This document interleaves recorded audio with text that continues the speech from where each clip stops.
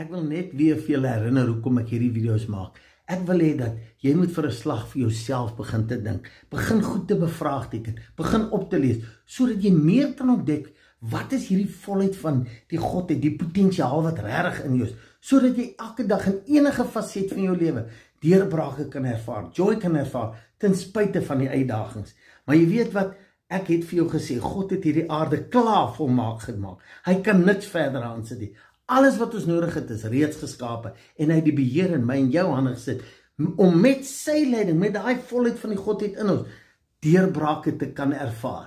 Hang af hoe ons daarin tap. Maar die hartseer is, religion het 'n klomp blokkades kom sit. Hulle het van 'n onvoorwaardelike God, hierdie voorwaardelike God gemaak, wat afhanklik is van my optrede. As ek iets negatiefs doen, dan sy hartseer. As ek dit doen, dan sy kwaad. En dis nie wie God is nie. Hy is onvoorwaardelik. En hoe gouer ons dit ontdek, hoe gouer gaan ons deurbrake ervaar.